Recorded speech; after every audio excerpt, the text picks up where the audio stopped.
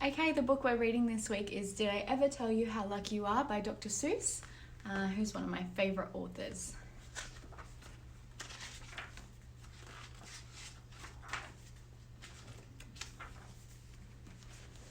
When I was quite young and quite small for my size, I met an old man in the desert of Dries, and he sang me a song I will never forget.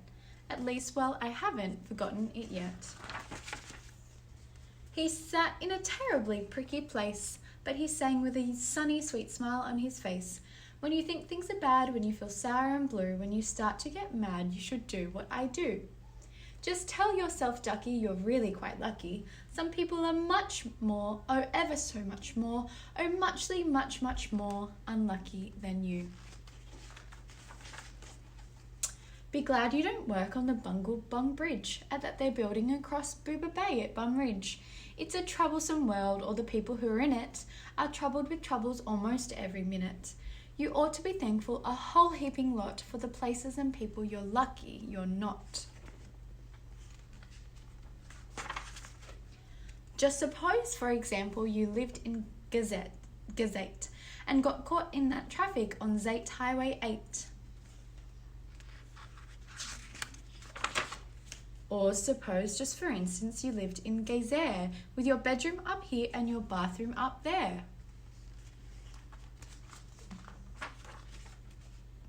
Suppose, just suppose, you were poor Herbie Hart, who has taken his throm-dim-boo-later apart. He never will get it together, I'm sure. He will never know if the gick or the gore fits in the scrucks or the snucks or the snore. Yes, ducky, you're lucky you're not Herbie Hart, who has taken his throm-dim-do-later apart. Lots happening in the illustrations. Think they work you too hard? Think of poor Ali Saad. He has to mow grass in his uncle's backyard, and it's quick growing grass, and it grows as he mows it. The faster he mows it, the faster he grows it, and all that his stingy old uncle will pay for his shoving that mower around in that hay is the piffless pay of 2 dooklers a day, and Ali can't live on such piffless pay, so he has to paint flagpoles on Sundays in Grews. How lucky you are you don't live in his shoes. And poor Mr. Bix, every morning at 6, poor Mr. Bix has his buffoon to fix. It doesn't seem fair, it just doesn't seem right, but his buffoon just seems to go schlump every night. It schlumps in a heap, sadly needing repair. Bix fixtures its due to the local night air. It takes him all day to unschlump it, and then the night air comes back and it schlumps once again. So don't you feel blue, don't get down in the dumps. You're lucky you don't have a boffin that schlumps. The owner, Mr. Bix, doesn't look very impressed about his schlumping boffin. And while we are at it, consider the schlots, the crumple-horn, web-footed, green-bearded schlots, whose tail is entailed with unsolvable knots.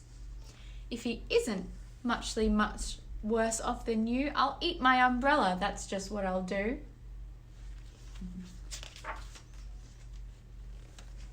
And you're lucky indeed you don't ride on a camel. To ride on a camel, you sit on a whammel. A whammel, you know, is a sort of saddle, held on by a button that's known as a faddle. And boy, if your old whammel faddle gets loose, I'm telling you, ducky, you're gone like a goose.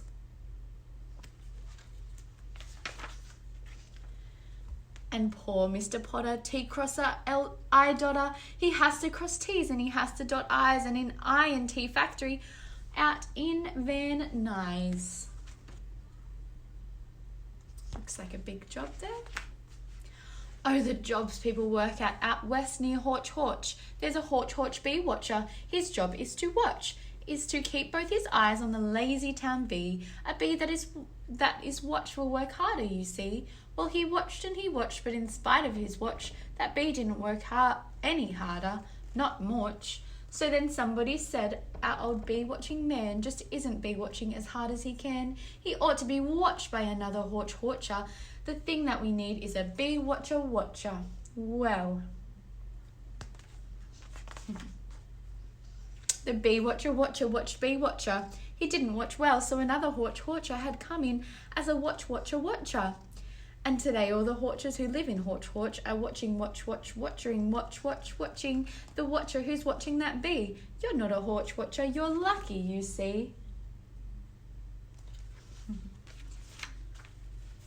Bit of a tongue twister there. And how fortunate you're not, Professor DeBreeze, who has spent the past 32 years, if you please, trying to teach Irish ducks how to read Jivanese.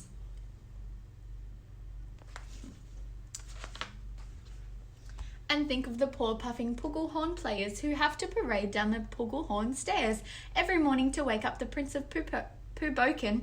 It's awful how often their poogles get broken.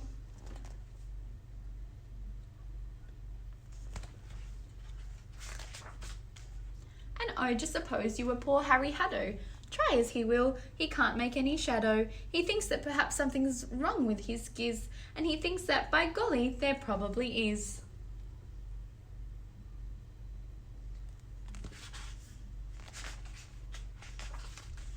And the brothers Bazoo, the poor brothers Bazoo. Suppose your hair grew like theirs happened to do.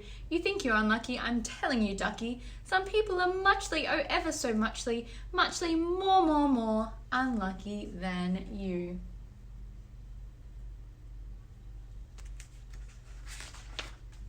And suppose that you lived in that forest in France where the average young person just hasn't a chance to escape from the perilous pant-eating plants.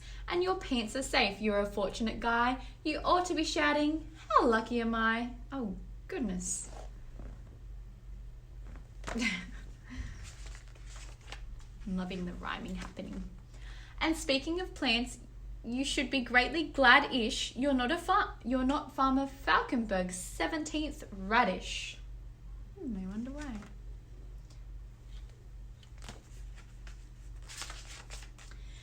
And you're so lucky you're not Gucky Gown, who lives by himself 90 miles out of town in the ruins of Ronk. Ronk is rather run down. And you're so lucky you're not a left sock left behind by mistake in the caverns of Croc. Here's the sock.